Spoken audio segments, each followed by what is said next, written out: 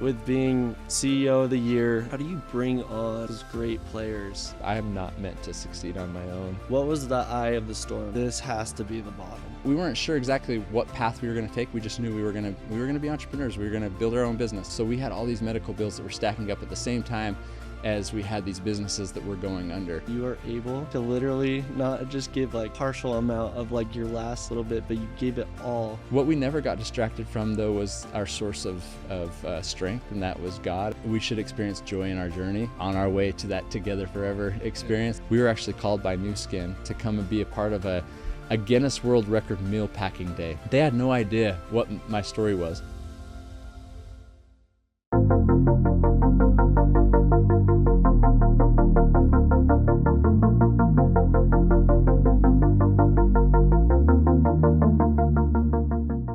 Welcome back to the Life Legacy Podcast.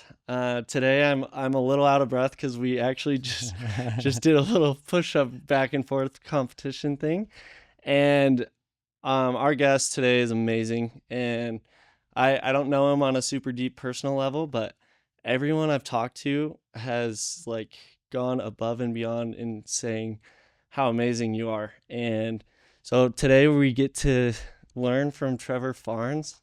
And this year he was nominated as the CEO of the year in Utah as well.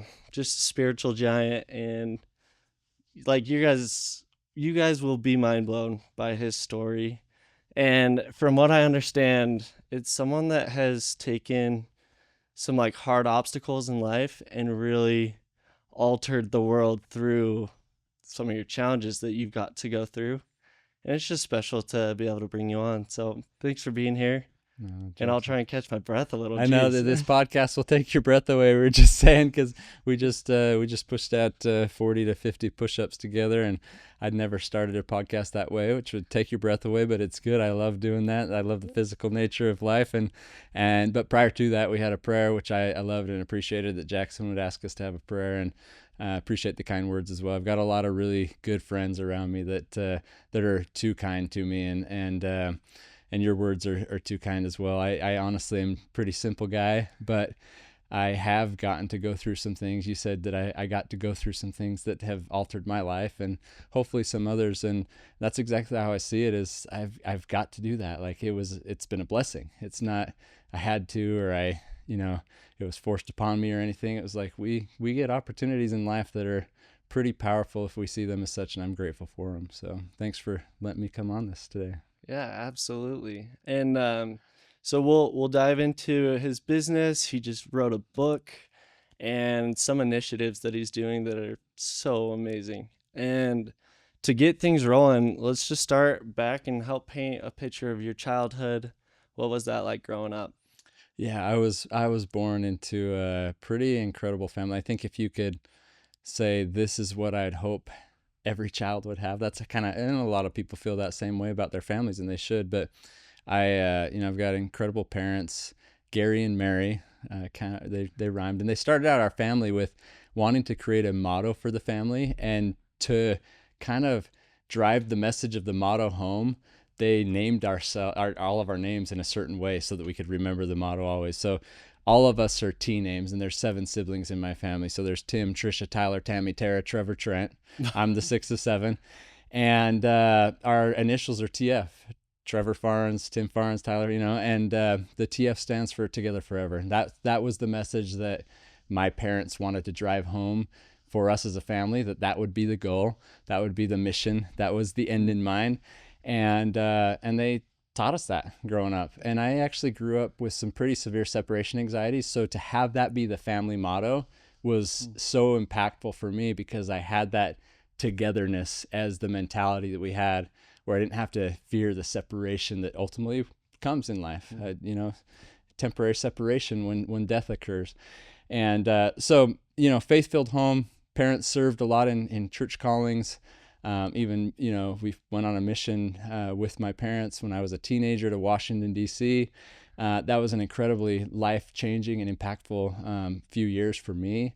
And how old were you when that happened? I was a junior. I was 16 years old. We had lived here in Utah, Sandy and Bountiful, My dad was an executive at IHC, was actually the CEO of the Wasatch Valley IHC hospitals. Hmm. And then he was recruited away by Holy Cross Health System. So we moved. There was 7 of us, but there was a 5-year gap in between the 5th and me as the 6th. So when they decided to move and take another job with Holy Cross Health Systems in South Bend, Indiana, when I was 14. So we moved back there. I absolutely loved it. South Bend was incredible. I played soccer growing up, and the team that I was on was just awesome. And then I remember coming into, I think it was during my sophomore year, my parents got a call and they were asked to drop their nets and to go serve the Lord for 3 years. And it was honestly actually something my mom had desired to do for a long time. I remember as a kid praying that my parents would get to go on a mission. And then now me and my brother were going with them.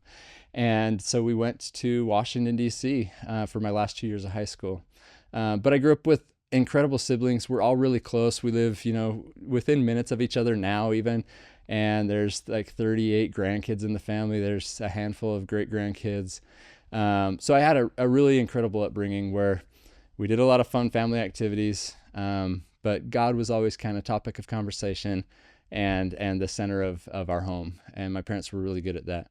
But amazing siblings that I look to this day as some of my greatest friends and greatest examples. When you think of Mary, what are some of the bigger lessons that she taught you?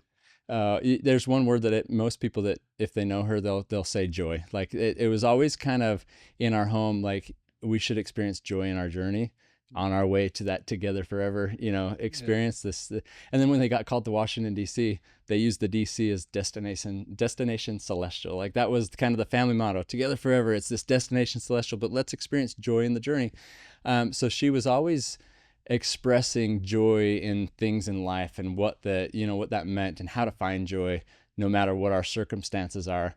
And I think that played a huge role in later on in life where circumstances weren't what we might have wanted them to be to feel joy in our lives, but we were able to kind of cut through the clutter and the disaster we were in and find joy even amidst those struggles. So we can dive back into that a little bit, but I actually want to go straight to that little moment of life where you're jumping into business, you're getting started, and then you have to go through some rough patches. Yeah. Can you talk about that story? Yeah, for sure.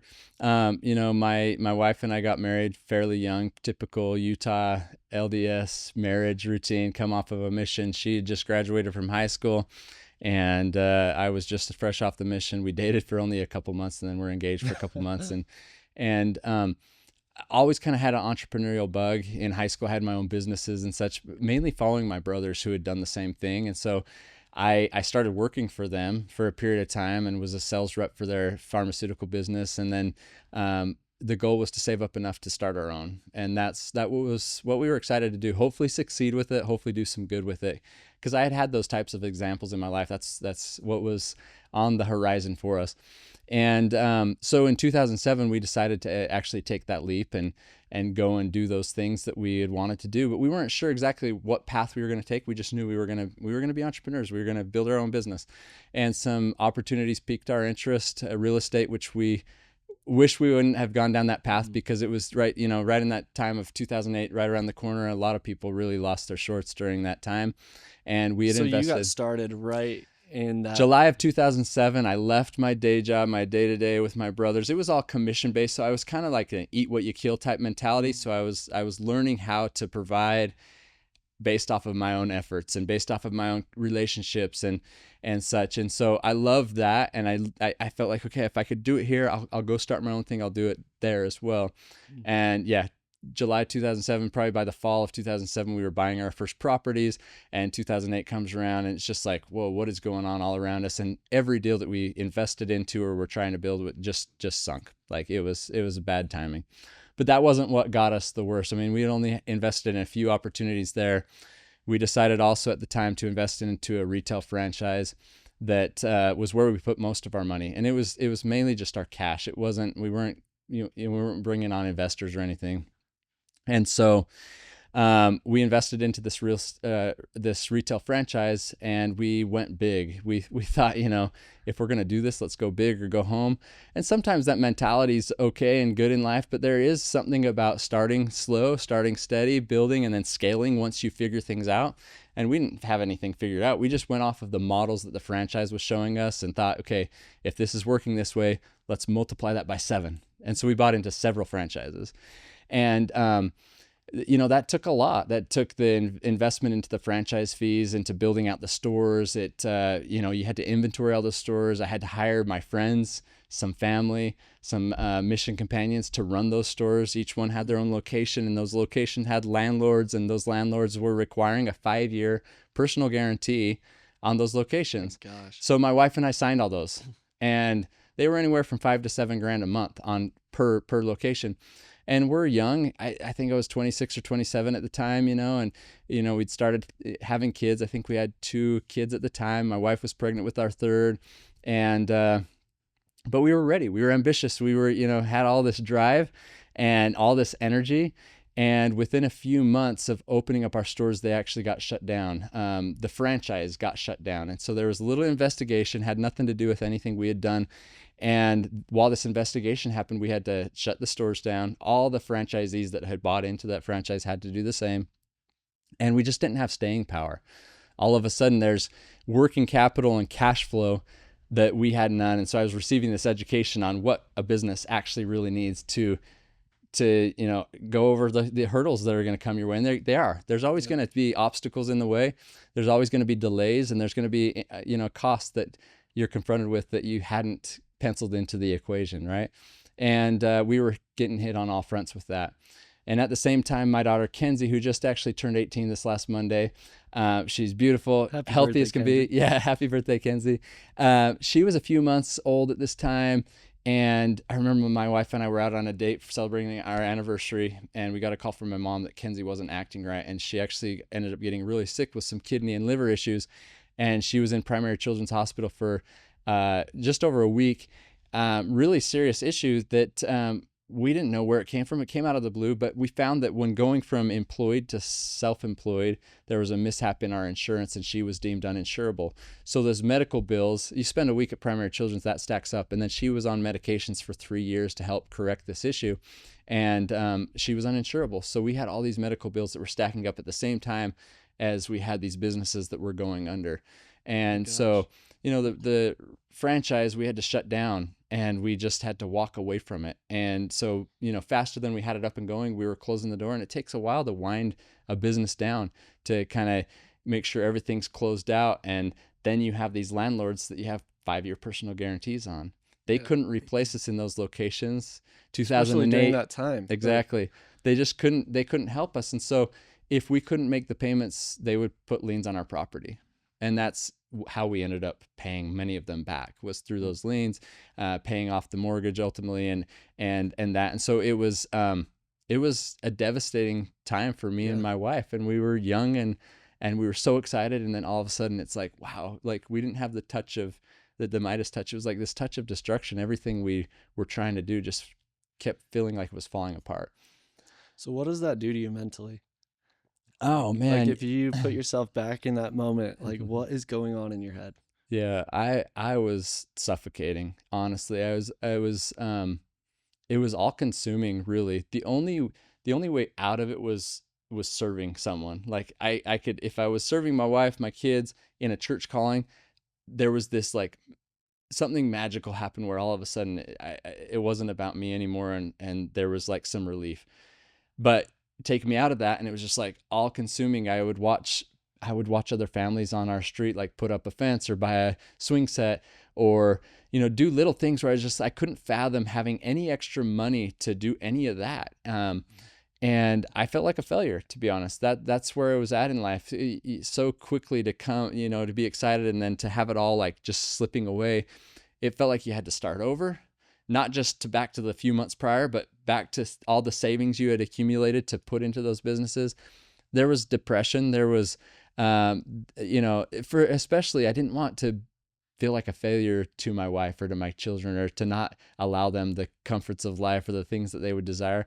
And honestly, they didn't really care that much about those things. They wanted me to be happy. They wanted me there with them. We talk a lot about time and attention, the most valuable gift we can give another.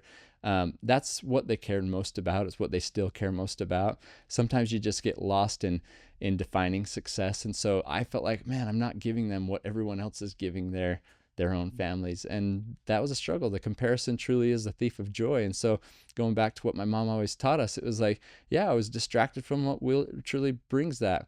What we never got distracted from, though, was our source of strength, and that was God. And if my wife was sitting here next to me right now, she would say, in those moments that mattered most, we came together, and together we looked to God. It wasn't the opposite, which happens on many occasions with spouses, where those difficulties happen, and sometimes it's so hard it starts to drive a wedge between, or a distance, and so you start to look outward. But together we really look to God in a meaningful way that brought about a lot of transformation in our lives together.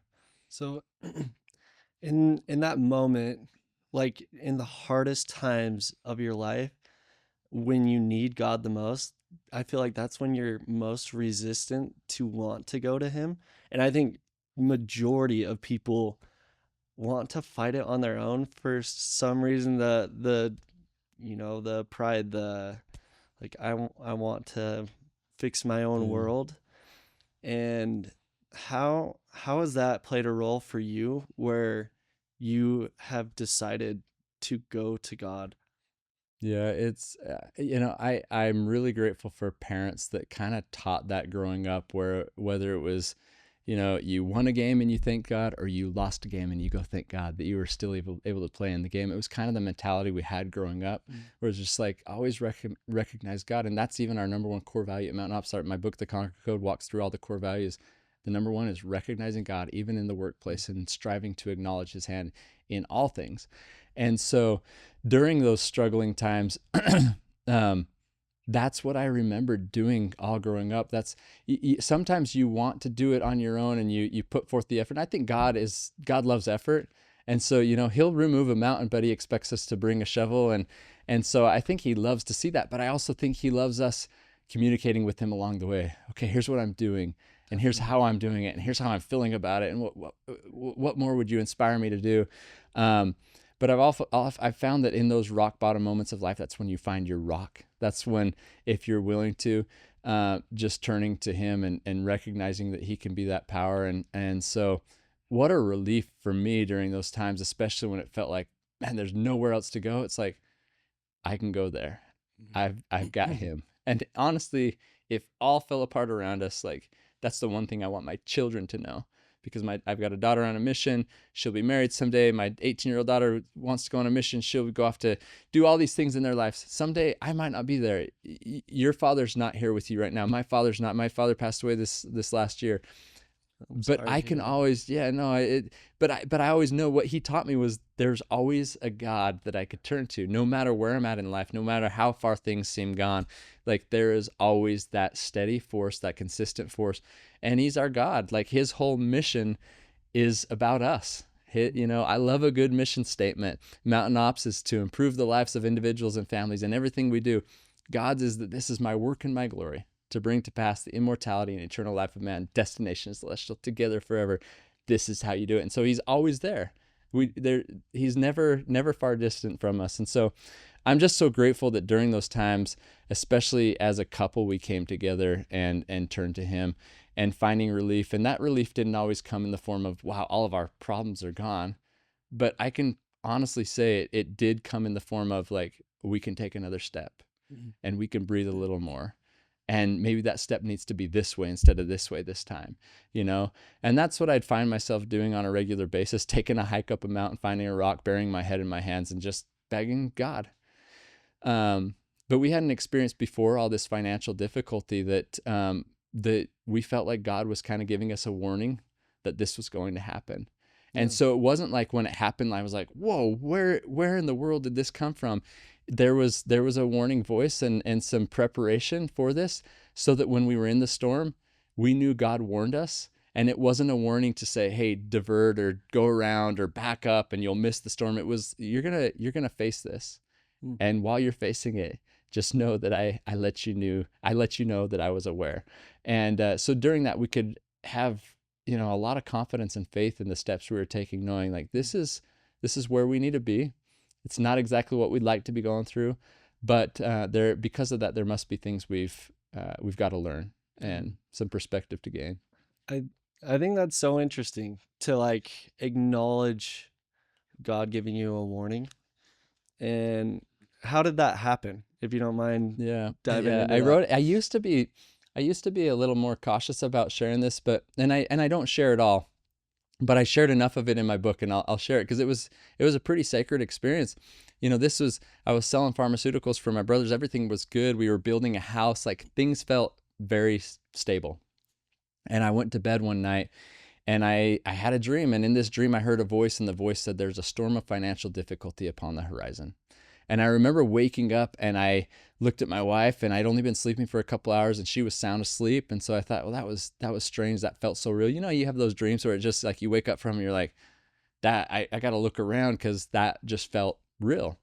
And I went back to bed, and a few hours later, the same thing happened. And I woke up to the same dream. And this time I'm thinking a little more about it. And the voice was just so like prominent and just kind of pierced my soul. And it was just the same message. There's a storm of financial difficulty upon the horizon.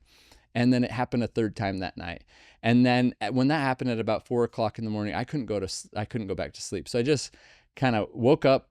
I studied my scriptures. I said some prayers. I asked God, like, what am I supposed to learn from this? I was excited and kind of nervous to tell my wife when she woke up, but I was like, hey, I had this same dream 3 times last night, and I don't know what I'm supposed to take from it, but there's a warning. And we decided I should go talk to my boss, who was actually my brother, and just see if everything financially was okay at work. Was my job okay? We hadn't planned on leaving just quite yet to start this new business. Yeah. It wasn't we hadn't come to that point yet. And that was in the in the spring of 2007. And in July of 2007, we decided, okay, it's time to go. But that was always in our mind. There was a storm of financial difficulty upon the horizon. So we put a little bit more away in savings. We built up a food storage, and we did those things, not knowing exactly what that meant, but knowing that there felt like there was a message from God that we needed to understand. And then in 2007, that storm arrived to our door. And that's where there's comfort and there was confidence, and where I can say, like, in our rock bottom, there was a warning, and there was that voice, and there was that reassurance that I knew he knew. And so I could lean into that, and I could trust, and I could have faith, and that was all that mattered. And so we did that. We utilized that experience to say, okay, when this storm arrives, or when any storm arrives in life, God knows, he's aware. And it made all the difference through that, knowing that he had warned us. And because he had warned us, it was for our good. So amazing. And what a special experience to be able to have that type of warning. Yeah. For you, what was the eye of the storm? Like where was it where you're like, this has to be the bottom? It was there was a day when my wife came to my home office door, and she opened up the door and just fell down on the ground sobbing. And she said, it's all gone. And then I couldn't get her sobs under control. I was like, what are you talking about? What is all gone? And for a few minutes, she just sobbed and she sobbed and sobbed. And I was like, you need to tell me what's going on. And she said, I just got into our bank account and it's all gone. There's nothing there. And so I quickly ran to my computer, opened it up, got into our bank account, because I knew there was still a few months that we had to survive on. Things were not going well. It was draining.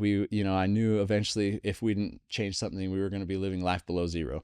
And that's the direction we were going. But I got in, and sure enough, it was all zeros. And I couldn't understand, but I fell to the floor next to her, and we were both sobbing. And how could this be? And what had happened, what bill was paid that like took all of our money? We couldn't understand. And so I got back up. We said a prayer. We called the bank. They said that, and here's a lesson that I learned in business. We had our personal bank account at a bank, and at the same bank we had our business account, and that business account had a credit line, and that credit line was guaranteed by our personal account. I didn't know that, but if they're banking at the same place, there was a $300 minimum payment on a credit line that was past due. And instead of coming into our account and paying off the $300 minimum payment, they just drained our account to pay down the balance. And so I called the bank and I was like, take $900, like 3 months worth of minimum payments, but don't do this to my family. And they wouldn't reverse it. Gosh. And so, but that's what had happened. I called my dad, I remember, and telling my dad what had happened. And he came over to our house and he gave us a $50 bill. And he said, look, on Monday, I'll come back. Let's call the bank together. Let's go in and talk to him. We'll see if we can get this reversed. But with this $50, just, buy what groceries you guys need over the weekend and take care of the kids. And so that's what we did. We bought a few groceries. We had $43 left to our name. That was it. There was nothing in the bank account, nothing in a piggy bank or anything, but there was this $43 that was left from what we had been given from my father. And so this was this moment in life where I remember looking to my wife, and in our faith, we have, it's called a fast offering. And it's funds that you share to help those less fortunate. And my wife and I looked at each other and thought, let's start a fast right now on a Saturday afternoon, and let's give our $43. That's all we have. But what can we do with $43? Not much. But if we give it to God, there's so much more we can do with his help and with his assistance. And we need him more than ever right now. We're at zero. We're hit that rock bottom. And so I remember the greatest feeling I think I've ever had in my life was turning that $43, but it wasn't the 43. It was our heart. It was our life. It was our soul. And just knowing that God could do what he needed to do with it, and he could do with us what he needed to do with us. And there was so much freedom in that, because we try to control so much in life and we want things to go a certain way. But at times we just need to say, you know what? Now it's in your hands. I've done all I can do, and I need you, and I've needed you all along. And it was interesting. We had a pretty big miracle out that next Monday, where there was a check in our mailbox from an agency you typically don't receive surprise refunds from. And it was almost in the amount that was taken from our bank. And again, I don't share that to say, like, that's what happens when you do this. It's replaced with this. Typically in my life, it's not that. The greatest thing, that was an incredible miracle, and I'll always recognize God for that. But the greatest miracle that I've ever felt was just the connection to God through that. Like, I'm yours. Like, all I have is you, and all we have together is you, and we need you more than ever right now. And there was so much freedom and joy and peace in that I honestly can't even explain, but that's what we went through. And it came from one of these moments where it was just, where else do we go? Where else can we turn? And it's always him. That's what the book, The Conquer Code, is. When all is said and done, it's our Savior, Jesus Christ. We can turn to him. He can come to our aid. He is the best position to help us all. That's unbelievable. And like that type of concrete faith where you're on your, like, probably a normal human is in the most amount of scarcity that their mind could go through in that time, and somehow you are able to literally not just give like a partial amount of like your last little bit, but you give it all and just put it in God's hands like that. That type of faith is just remarkable. Yeah, it's a blessing what he does to us and for us in our lives when we turn to him. So for us, the sacrifice was not much. I mean, yes, it was the last that we had, but man, what we receive from that is life changing. I think there's always an interesting thought with God and any religion with tithing or fast offerings. I personally believe that, say there's someone in Mexico that decides to give 10% to God. When they don't have anything, there's no way that a God that is real and loves them, no matter what's going on in that religion or anything, will not turn that one loaf and the fish into those types of miracles. Yeah. And I just love getting to hear and be inspired by people that really put that to the test. Yeah. No, I appreciate that you bring up the loaves and the fish. That's our whole That's like the object lesson I love most, and the miracle in many ways that I've really grabbed onto as we were going through that was that, you know, whatever we turn over to the Lord, he'll bring back to us 12 baskets full. I've watched that time and time again, and sometimes it's in direct correlation with the, oh, we lost this, we gave this, and we got this back. But a lot of times it's just in so many ways we could have never expected. And sometimes it's through health, or sometimes it's through connection, or sometimes it's, you know, through an opportunity that comes our way. But it's like, it's this 12 baskets full mentality that God just wants to pour over us. And he promises that the windows of heaven will be open. But sometimes we're afraid to try him in that. And I would just say, when I have had the faith enough to try him in that, Yeah. he is multiplied whatever loaves and fishes we're able to give. Yeah. And then there's the side of this story where you chose to be an instrument, where you took that hardship and have now helped a lot of people through your experience. I think everyone just doesn't deserve, but everyone should hear this story for sure. So going from there, how do you make operations hunger or conquer Operation Conquer hunger? Hunger, yeah. How did that all come out? It kind of comes back to this same conversation with the loaves and fishes. I remember sitting with my wife one night, and we were trying to figure out what do we do? How do we make money? She was starting up little businesses to try to support, you know, the need, and oftentimes she would do better at what she was doing than I would do at what I was trying to do. And she was so faithful and so supportive of letting me try new things, and, you know, even to write a book. It took me a long time, but she's like, yeah, do it if that's what you feel like you need to do right now, you know. She's just that supportive. But we were sitting in bed one night, and we were going through, we just read Think and Grow Rich, and we were kind of going through what would be the steps we're willing to take, the sacrifices we're willing to make, and what would we hope to to have return to us from God, and how much are we willing to sacrifice to get there, and this and that. And so we wrote up a little statement we would kind of read to each other every night. But I remember there was a mentor of mine that was with New Skin, a Utah company, and they had this Nourish the Children program where they were feeding hungry children in Malawi, Africa. And he was trying to get me involved in New Skin. New Skin wasn't kind of the route I was going to take, but I loved what they were doing to feed hungry children. My children weren't starving like these children in Malawi, but they were hungry. We didn't have a lot of food in the pantry. Our school lunch balance just kept building and building and building. I couldn't afford to pay it off. We had people dropping groceries off at our doorstep all the time. We were eating our food storage. We were cracking our own wheat. We were doing everything we can, and food was the topic of conversation. And I remember that night when we were writing that statement and everything, I thought, you know, what are we willing to sacrifice? What can we put out there that God would hopefully multiply? I love the story of the loaves and the fishes. It was a young lad who had a few loaves and a few fishes. That's all he had. That's all I felt like I had. And I had a young lady next to me, you know? And so we're to liken these scriptures to our own lives. That's what we did. We said, what loaves and fishes do we have right now? And we made a $22 donation through New Skin's Nourish the Children. And we decided that would be the loaves and fishes we would start with. That would feed a child for 30 days. And it was in the midst of like our own children trying to figure out how do we feed them and how do we make sure they're taken care of so they don't they're not worried about things. And that's where we decided to start. And I remember telling my wife, I wish I could build a business that would feed hungry children, that we could actually do this with. Maybe it's just we're building a business and we're sending more money to nourish the children. That we didn't know exactly how that would happen, but it started with that $22.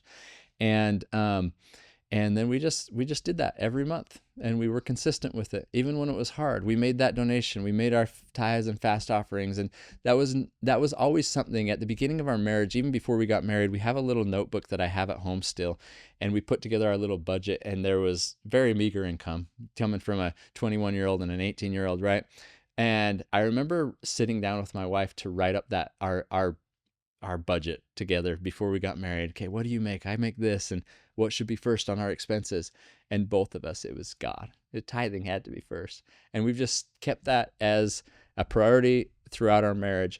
And and so I have a really strong testimony of tithing, fast offering, and then doing all we can with what lessons we're learning in life, because you're most powerfully positioned to serve the person you once were. So if my family was to go through a situation where our children were hungry, or we as parents were struggling to provide, I didn't want it to just be that and to one day look back and say, yeah, we had a hard time. It was difficult. Most people do, because it is a common story. A lot of people go through financial difficulties similar to us.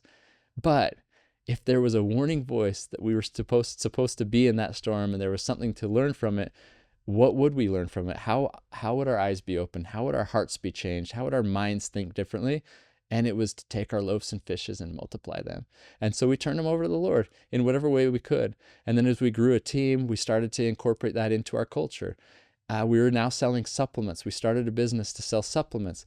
And there's people around the world that can fathom paying $200 a month for supplementation for their nutrition. But there's a lot of families that can't even fathom 2 meals a day, or in some countries, a meal a day.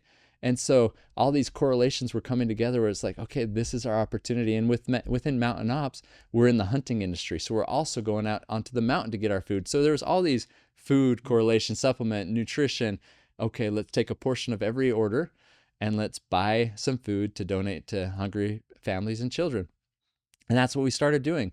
And so all of a sudden, that $22 started to go, $100 and to $1,000 and whatever it was, it grew and it grew. And those loaves and fishes were returned to us, 12 baskets full, 12 baskets full. And when you have 12 baskets full, what do you do with it?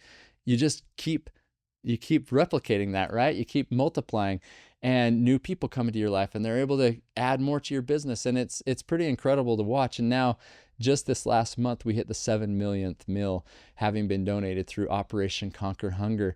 And I could have never fathomed that this would really multiply for the masses. At the time, $22, we weren't going to wait till the boat came in full, because we didn't know if the boat would come in full. And so I would just challenge people, whatever you're learning in life, try to apply it as immediately as possible. Because if we respond to what God's teaching us, He'll say, okay, they're catching on. I'll add more to that. I'll multiply the loaves. I'll multiply the fishes. I'll fill the basket again. Okay, I'll fill the basket again. And not that we've done it perfect. We've had so many failures and struggles along the way. But the one thing that I've just witnessed time and time again is that God provides 12 baskets full when we're willing to give. And so what I love, this last summer when we hit the 10-year mark at Mountain Ops, we were actually called by New Skin to come and be a part of a Guinness World Record meal packing day. They had no idea what my story was. 14 years ago, I started donating $22 to them.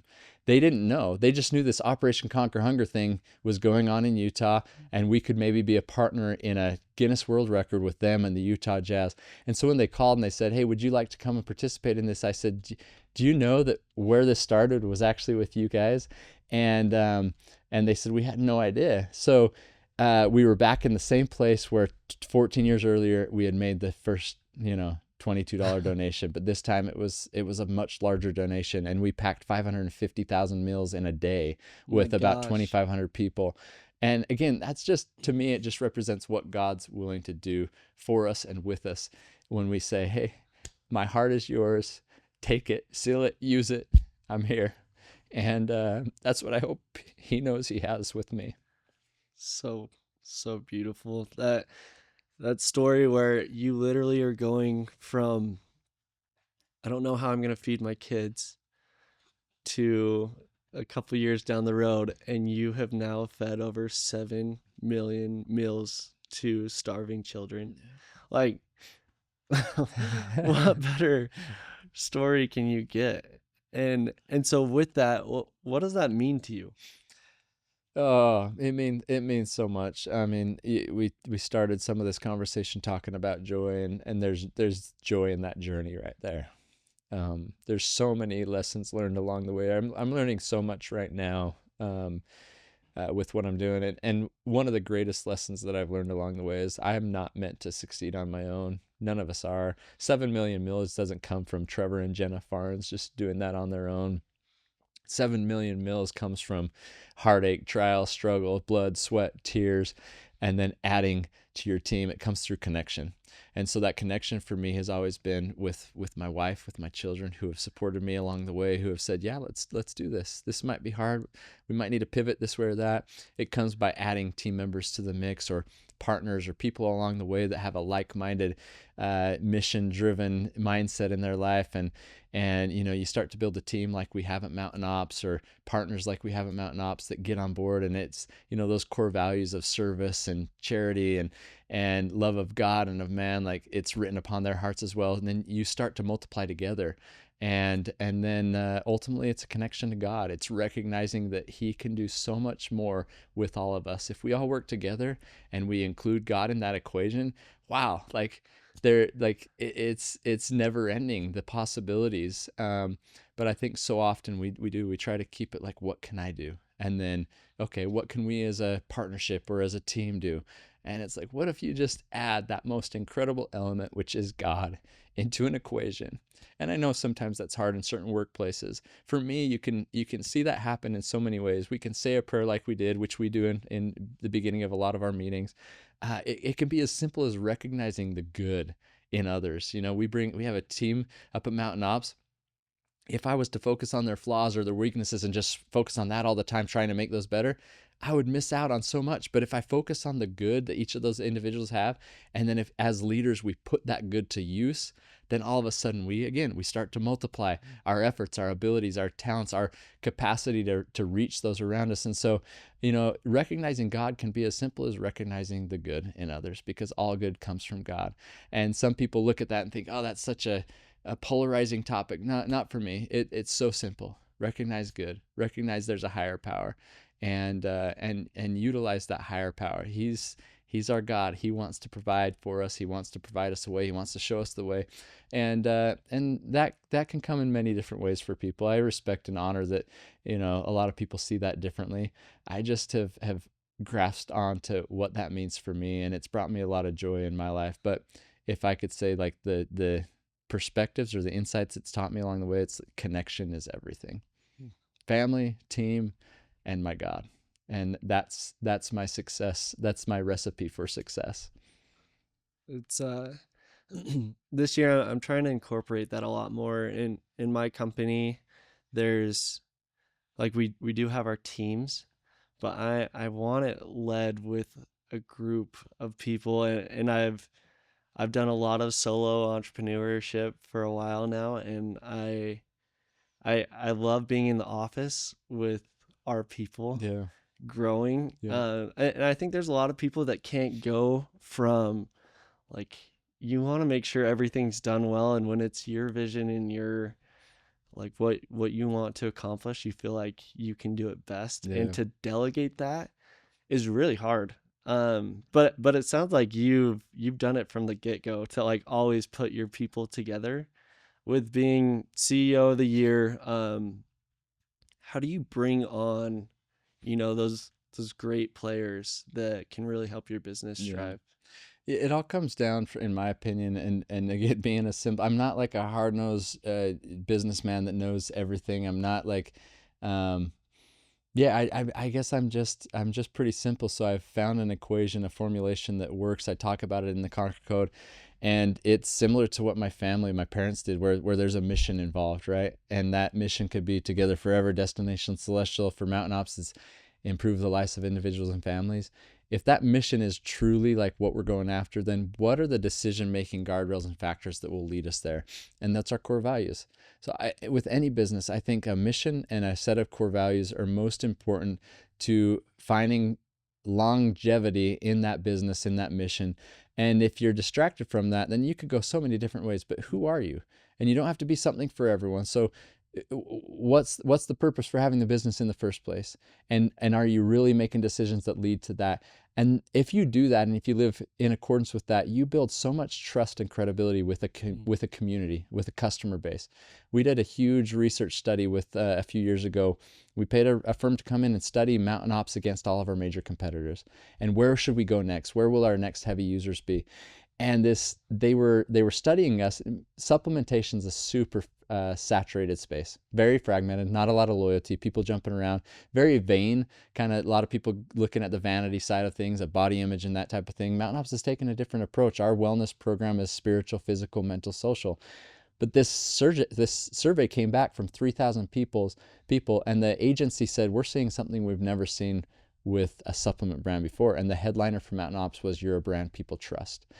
And that was huge for us. One of our core values is trust. Amazing. And trust isn't built in supplementation typically. There's a lot of skepticism around it. But the reason why, and there's this spreadsheet that's like a mile long, and it's had everything to do with our core values. People from the outside seeing the team members living our core values, and not just being words on a wall. And so when I'm hiring people, first and foremost, yeah, we need people with talent, but I need them to understand the core values, to sign up for them, to say, yes, this is what I want to strive to be in my life, because that's our brand. The brand's not the logo. It's not the look and feel. It's kind of part of that, but it's how we interact with people. It's how we treat them, how we serve them, how they receive our product and our services from us. And so that's everything to me, to make sure that our customer knows they can trust that our mission is intact and we are taking the steps to get there. So when you hire people like that sign up for it and they are living that way, core values mean everything to me. When you're on the same value set, you can move forward. You can accomplish so much. If you're off on that, it's really difficult. This last year, I was nominated. I received that award of CEO of the year with a handful of other CEOs that are just incredible, and it's because I have a team that that makes our brand work super well, makes it function properly, really changes lives, and I'm a part of it, and I was just sitting in the seat at the time that I was able to be recognized as such, but it really is a team recognition. And I actually hired my replacement short after that. I hired a new CEO just about 5 months ago, and I'm now the CVO, the Chief Visionary Officer, founder of the business. I'm not working in the day-to-day on reports and stuff for the board. I'm sitting on the board. I'm out driving awareness, doing stuff like this. I wrote the book. I'm speaking more. I'm out sharing what Mountain Ops is all about. I'm giving people a glimpse beyond the mark, because a lot of people see this Mountain Ops logo. It's pretty cool. We see it on a lot of shirts and hats, but when they dive into what it is, the heart and soul of it, it's so much more than just a supplement. It's feeding hungry children, and that comes from a very genuine place where we went through that. We understand what it feels. It's really transforming lives of individuals and families from a spiritual and physical, mental, social realms. And so, I want to get out and make sure that people understand that we're much more than what usually meets the eye when it comes to a supplement brand. So I've had to trust my team, and that's one of our core values. So I have to live it. And it happens. The trust happens when people are true to core values. And that's just integrity right there. We do what we say we're going to do. And my team does that for me. I try to do that for them. And then you create an environment where you can all just thrive together. Thrive is a word for me for 2025. And through Christ, we will thrive in 2025 is one of me and my family's slogans for this year. But the business is thriving because people have bought into what the mission is and what the core values are that will get us there. Yeah. So stay true to core values and have your vision in place, and the right people will come, and keep it in that order. Yeah. Through your experience with Mountain Ops, what's been one of your your favorite client success stories? Yeah, there's so many, but we were kind of chatting beforehand about one that his story was just accepted into a film festival. We created a film around his story. His name is James Stone, and he's from Texas. I just actually did a podcast with him. But he was an individual who had never heard about Mountain Ops. He was sitting with a bottle of vodka at his kitchen counter one night, and he was just scrolling through the internet, and he said he saw a really cool logo, and he thought, oh, that looks cool. So he clicked on it, and it went to the Mountain Ops website. And on that, it was right at the beginning of the year, and there was a Conquer 90 challenge that we had just started. It was just about to get underway, and the winner could win $30,000 through a transformation that wasn't just physical like most supplement brands out there. There were spiritual elements to it. There was physical. There was the mental and the social, these core realms of life. And then at the middle of that was a core value we ask everyone to live each month of the challenge. And So he saw that logo, and then he looked beyond the mark. He jumped into it. Typically, I say, the scripture says, "Don't look beyond the mark." Speaking of Jesus Christ, but I like to say sometimes with a company, you need to look beyond that mark to see what they're all about. And he said to his wife that night, "Hey, I'm going to join this competition. Do you want to join me?" And she said no, but go for it. Like, she was fine. She's like, "You're also going to stop drinking?" This guy had drank a lot every day since he was like 11 years old. And now, he's in his 30s, and it was part of his life. He would come home from work, and he said he would sit out in the yard and just drink until he'd go to bed. No relationship with his kids, not, a good relationship with his wife, but not what it could be. And he told her, "No, I'm going to stop right now." And she kind of like, "Yeah, we'll see," type thing. He signed up for the challenge, threw that vodka bottle in the trash, and has not picked up a bottle since. And in the podcast, I loved it because I was talking to him about that. Like, how was that? You've had that habit since you were 11, 12 years old, every single day. And he said, "You know what? When somebody wants to, and then they turn it to God," he said, "I prayed to God that night and said, 'God, I'm going to win this. And if you help me, I will give you my heart and I will give you my life.'" And he said, "And I never looked back." And he says, "I didn't have a single temptation to even go back to that." He said, "God took it from me." And so that's just another individual, like, looking and recognizing that there's a higher power and being willing to say, "Okay, enough's enough, and I can't do this on my own." And he did that. And we called him and said, "Hey, you're one of the finalists. We're going to fly you out to Utah to the headquarters of Mountain Ops." And we were only really flying in the two winners. There was a female and a male winner. They thought they were coming in with a bunch of people, and he's like, "When I got that call, I told my wife, I'm coming in as a finalist. I know I've won this thing." And so he showed up at the office. We had one of those big checks, $30,000, the confetti, the everything, and him and his wife just like fell into each other's arms and they just cried. And he said how proud his sons were of him, and then in the video that's going to be in this film festival, he talks about, yes, it changed physically, and he has a physical appearance that changed, but he's like, "I am reading the Bible with my kids every day. I'm taking them to church. I'm doing all these things that I never really did before." He says, "My marriage is fantastic." In fact, he talked about how his wife, he didn't know she'd been praying for him for years, every single day. And he says, when he finally realized, "My wife's been turning to God for me for so many years," he just said, "I couldn't believe it." And so he says, "Our marriage is just incredible. My relationship with my children is incredible." And that's what we want at Mountain Ops. That's our mission. That's our goal. Yeah, if there's a product supplement that they can take and drink that kind of helps them along the way, that's great. But it's really about bringing people into connection with those they love most, and especially with their God. That's so cool. What's his name? James Stone. James Stone. Um, that story just made me think about a couple different things, but my big philosophy that I've always had, and there's been easier ways to make money in short term, but I've always believed that I could build a career that was founded by my relationship with God and his will with my world. And I just feel like I'm looking at someone that has done that so successfully, and I just feel honored that we get to talk today. And I appreciate that. I think very highly of you No, and likewise. I your appreciate that's kind of choices you. to help Mountain Ops and be guided to get to where you guys have gotten to, and it's just really special. No, thanks, man. It's been a blessing, and it's and I think the same of you. Likewise, you're just an incredible individual doing incredible things, and sometimes it's, you don't know exactly what the outcome of everything is. You take it a step at a time, a day at a time, and you let God prevail, right? And if we're able to have that mindset, we'll end up doing what we're supposed to be doing, and in a way that we're supposed to do it, and learn the things along the way that we're supposed to learn.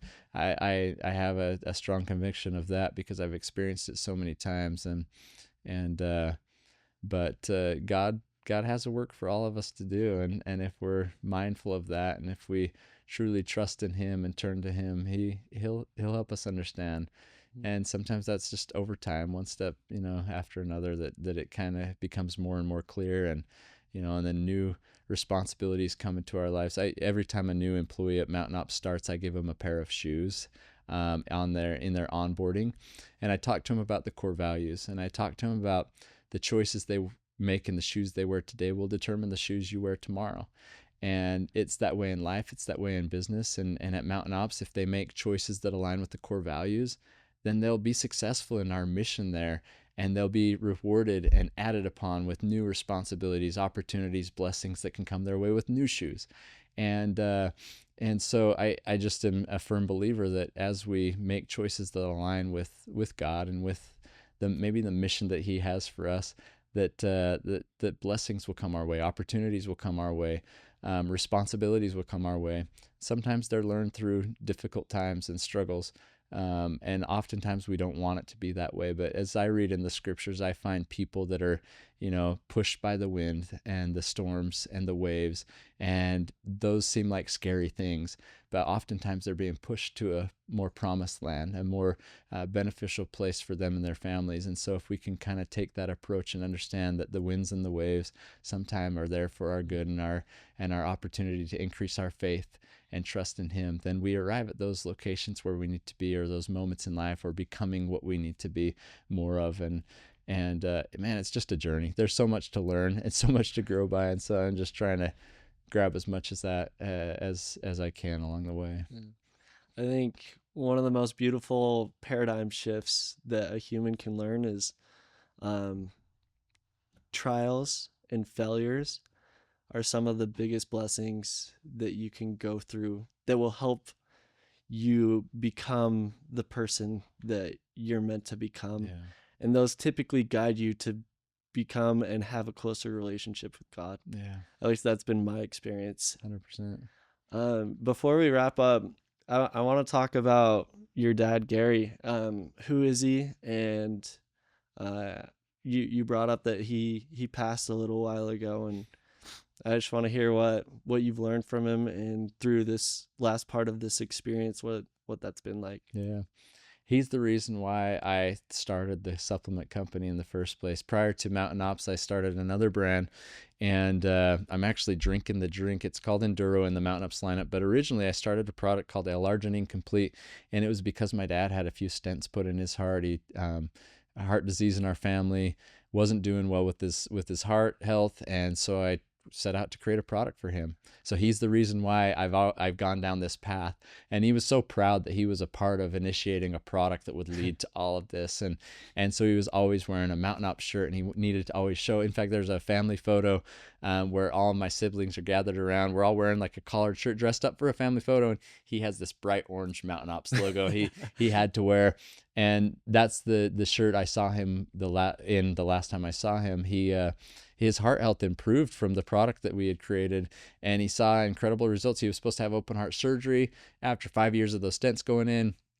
Never ended up happening, partially because he was on this product we had created, and then about a year and a half ago, he had a fall down their stairs and broke his neck and just didn't survive it. It was pretty tragic, very sudden and abrupt. None of us were expecting that, but I feel him every time I'm out doing anything, like knowing that he was the reason why I started this company. It's like I feel his strength and his presence with me. He was such a role model for me in my life of what a hard worker was, what a husband should be, what a father should be. And the only thing like I could think of when he passed was he is with my other hero, like Jesus and my dad, like these guys, they're together. And so, knowing that I have two fathers in heaven is a blessing to know that he's watching over my daughter, Hallie, who's out on a mission, was really close to my father. And that gave her some courage to leave, to go to Brazil, knowing that there was angels round about her to bear her up. And she knew one of the faces of those angels. And so there's some strength. There's a temporary separation that occurs with death, which is really hard. But it's, that pain is swallowed up in the fact that there's opportunity for families to be together forever. And there's a Savior, Jesus Christ, who provided a way for us to overcome death. And So my dad, incredible individual. I'm at peace. Sometimes I wonder, should this peace be felt right now? I feel like maybe there should be a little more sorrow, and there is at times where I'm just like, oh man, I miss him. I wish I could call him up. There's been times where I picked up my phone to call him and thought, oh my goodness, I I didn't I didn't think about that. I can't call him right now. So I just, say a little prayer and ask God to help me communicate to my dad. And sometimes I'll talk to my dad, and I think that's okay. And I'll feel a reassurance that relationship still exists and that connection is still real, and in a way, in a different level, and maybe a higher level than I had experienced. And so there is a peace that passeth our understanding, and I've experienced that now. And everything that I felt like I had been taught by my parents growing up, that surrounds my faith and my relationship with God, it all just became more and more real as he moved on to the other side. And my family sat around his bed that night after his fall, and the machines were keeping him going, and we started to hum some hymns. Somebody started at 4 o'clock in the morning. Somebody started to hum "Families Can Be Together Forever," and we all joined in, and this overwhelming power just kind of entered the room. And then when that was done, we started to hum a hymn, "Come Thou Fount of Every Blessing." And again, that spirit just kind of enveloped the room. And then somebody started to hum "Amazing Grace," and as "Amazing Grace" was hummed, the line on the machine just went flat. And he went home to the God who gives us life.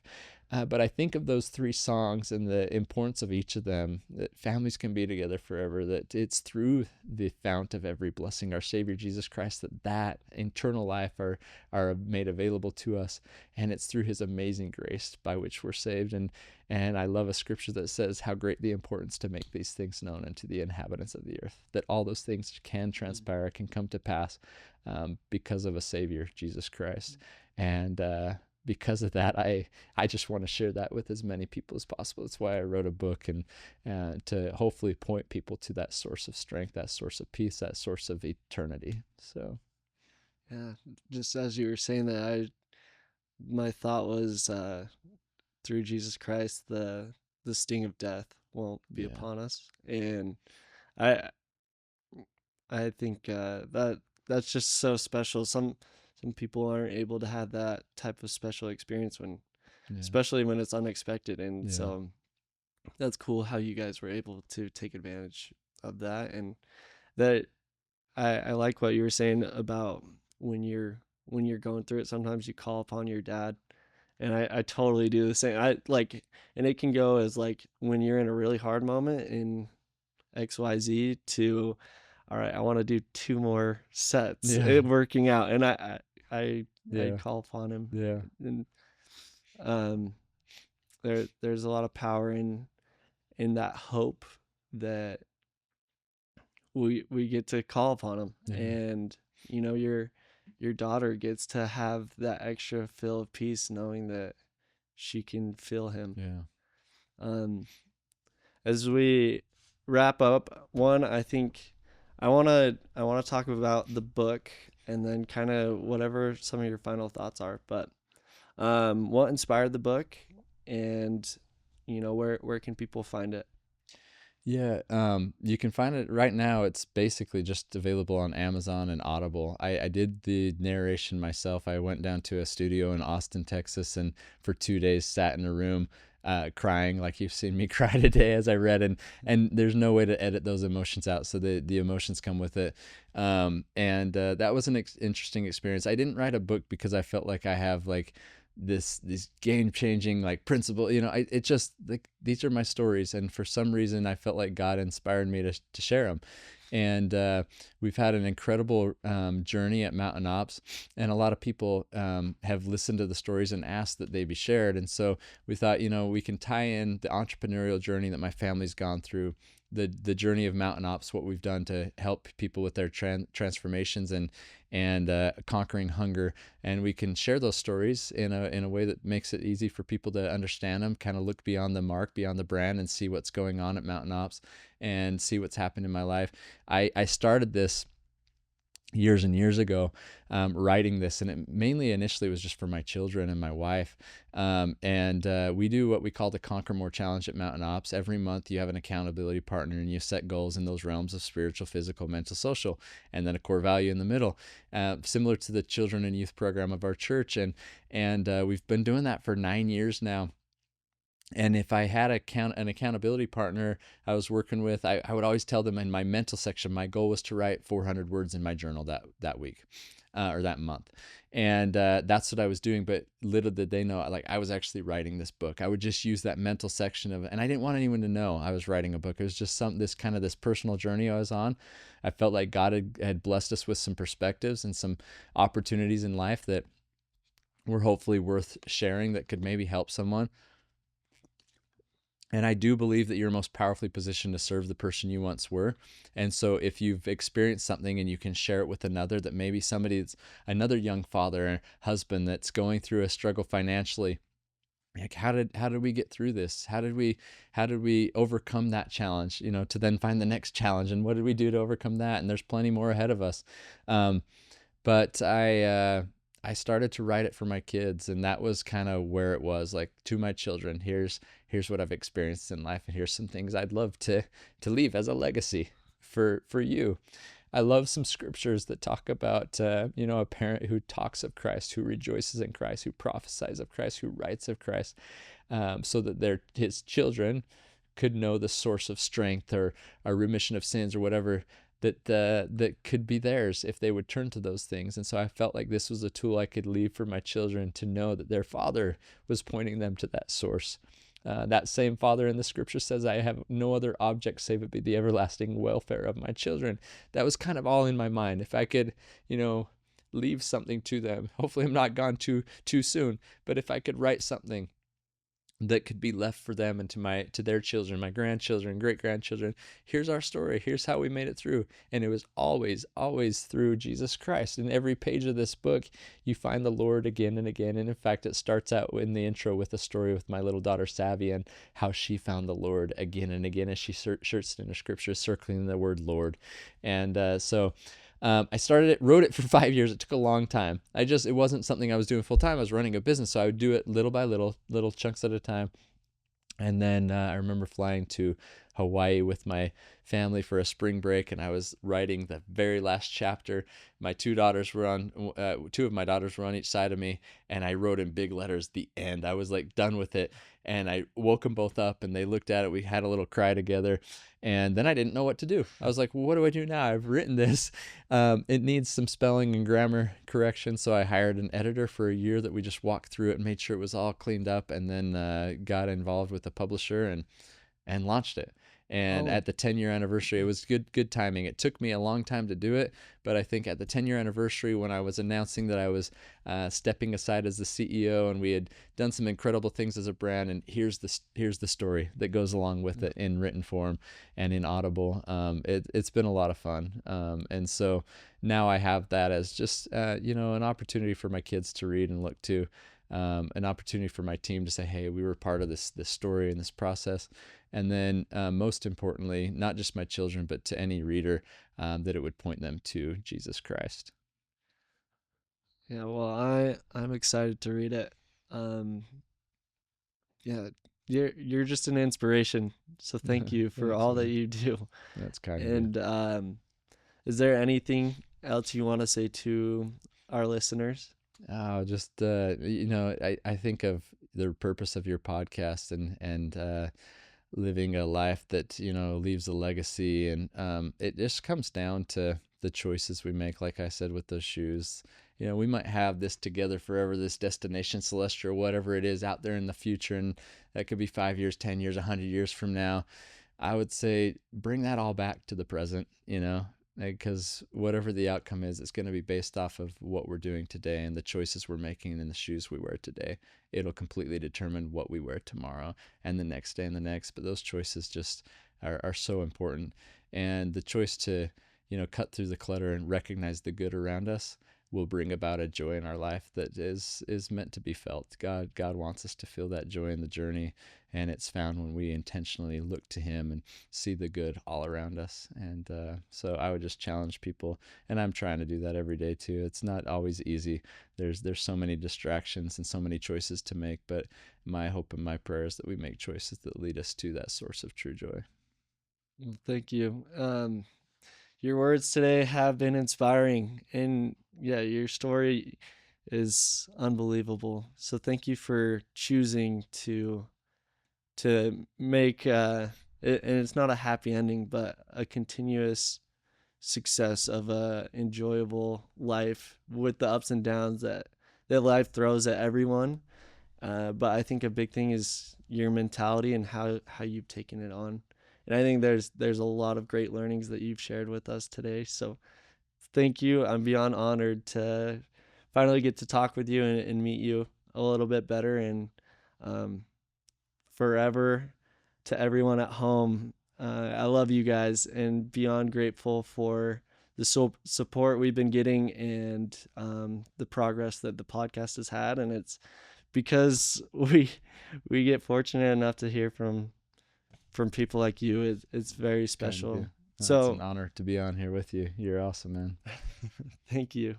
And for those at home, if you ever need help with anything, if you have any questions about anything, just leave a comment in whatever platform that you're on watching this, and just know that you are loved. And with everything that Trevor said, just know that you're loved by us and God loves you. And whatever you're going through, it will get better. Just keep pushing through. And that is a podcast.